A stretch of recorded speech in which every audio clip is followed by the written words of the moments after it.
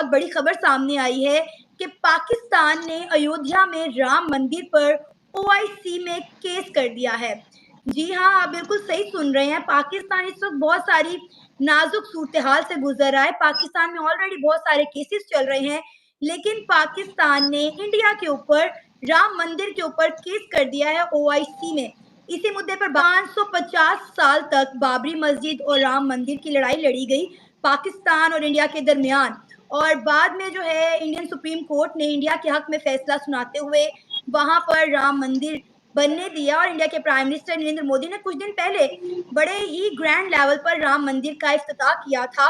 लेकिन अब पाकिस्तान ने जो है वो राम मंदिर पर केस कर दिया ओआईसी में। तो प्रशांत, इस सारे मामले पर आप क्या कहना चाहेंगे?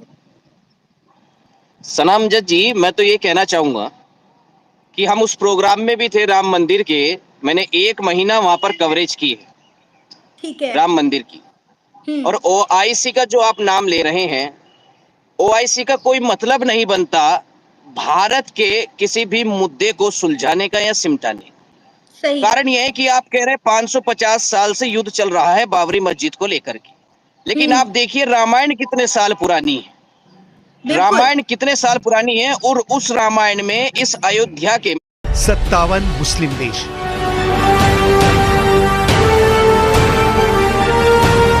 बाईस जनवरी 2024 को राम मंदिर में रामलला की प्राण प्रतिष्ठा ने जहां 140 करोड़ हिंदुस्तानियों को गदगद कर दिया है, तो वहीं दूसरी तरफ 57 मुस्लिम देशों में राम मंदिर को लेकर गदर मचा हुआ है।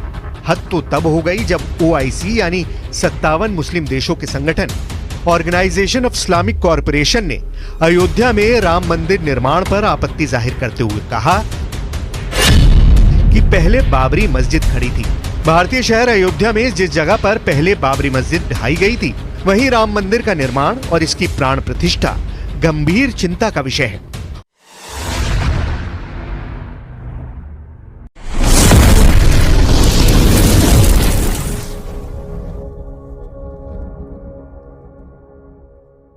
अयोध्या के, मैं वहां पे अयोध्या घूमा हूं। पहले मैंने रामायण पढ़ी थी, फिर मैंने सोचा कि कुछ लोग यहाँ पे भी हैं जो रामायण को काल्पनिक बताते हैं।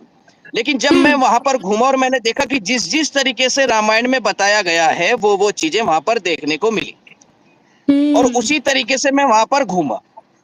तो ओआईसी का कोई मतलब नहीं बनता। आप देखिए कितने साल पुरानी रामायण है, और उस रामायण में श्री राम का वर्णन है, उस रामायण में अयोध्या का वर्णन है। क्या ओआईसी को वो इतिहास नहीं दिखता? क्या ओआईसी को वो इतिहास नहीं दिखता कि अगर श्री राम अयोध्या में पैदा नहीं होंगे तो क्या श्री राम मक्का मदीना में पैदा होंगे? क्या ओआईसी को या पाकिस्तान के लोगों को, पाकिस्तान को ये नहीं दिखता कौन सा ऐसा देश है जहां मेजोरिटी अपने भगवान को पूजने के लिए केस लड़ती? सही। अगर मेजोरिटी चाहती थी तो दूसरा रास्ता भी अपना सकती थी, लेकिन सनातन धर्म में सनातन संस्कृति है, यहाँ पे इस तरीके की चीजें नहीं की जाती हैं। आप देख ही रहे हैं जहां पर किन्हीं लोगों की मेजोरिटी, वहां पर क्या होता है।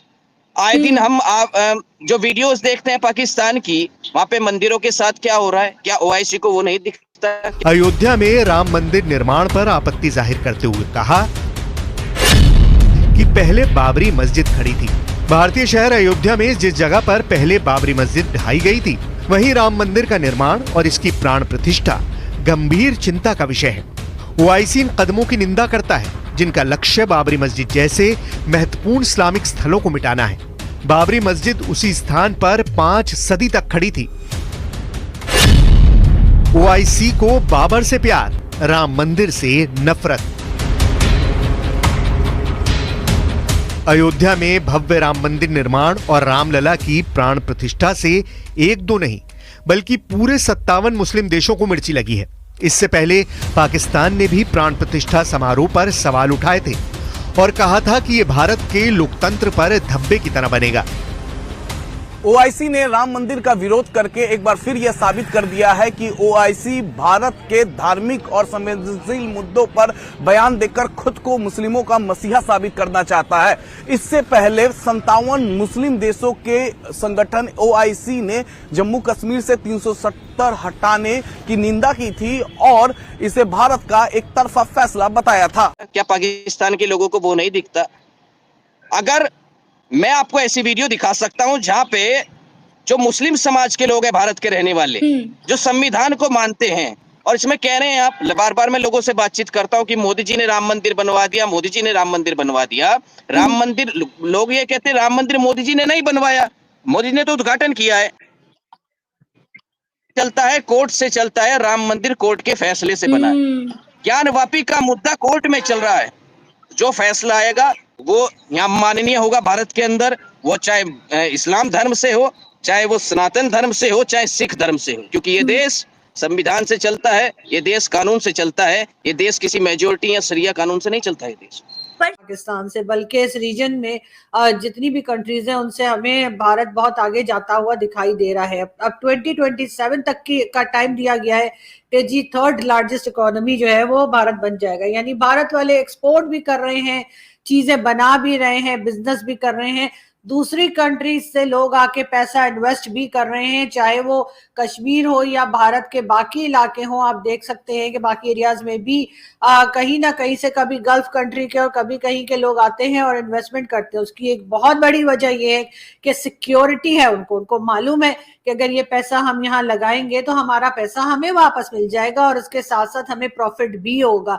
जबकि दूसरी तरफ पाकिस्तान में अगर हम देखें तो पाकिस्तान जो है वो हर बार यही कहता है, पहले जब नवाज शरीफ साहब की गवर्नमेंट थी, इमरान खान से पहले और उसके पहले भी जितनी बार नवाज शरीफ साहब आए हैं एज अ प्राइम मिनिस्टर, उन्होंने हमेशा यही कहा कि जी पाकिस्तान कशकोल तोड़ देगा। आप लोग कहेंगे कशकोल क्या होता है? जी हाँ, वो जिसमें भीख मांगते हैं उस बाउल को जो है वो कशकोल बोलते हैं। तो उन्होंने कहा कि जी पाकिस्तान कशकोल तोड़ देगा, लेकिन हर बार तोड़ के उससे कहीं बड़ा कशकोल जो है वो बना लिया गया। और एक बार फिर पाकिस्तान दर दर, सिर्फ IMF की बात नहीं है, कभी चाइना और कभी सऊदी अरब और कभी वर्ल्ड बैंक, हर एक के आगे हम कटोरा लेके घूमते रहे। उसके बाद इंडियन मीडिया ने और कई लोगों ने हमें, जिस वक्त इमरान खान की गवर्नमेंट थी तो कटोरा खान और पता नहीं क्या क्या कहना शुरू किया, जिसपे हमें बहुत बुरा लगता था। मैं खुद भी टीवी शोज में जाती थी और मैं कहती थी नहीं नहीं, ऐसे हमारे प्राइम मिनिस्टर को कटोरा खान मत कहा करेंगे। और बात है कि जितने भी प्राइम मिनिस्टर्स आए सबके सब जो है वो किसी ना किसी कंट्री या किसी ना किसी वर्ल्ड बैंक IMF के सामने हमें कटोरा लेकर ही खड़े दिखाई दिए। लेकिन एक बार फिर अभी नई गवर्नमेंट एस्टेब्लिश होने जा रही है, अभी पूरी तरह से कैबिनेट बनी भी नहीं है। कहा यही गया है कि जी कैबिनेट बन जाएगी, लेकिन हमें मालूम है कि किस तरह की आएगी।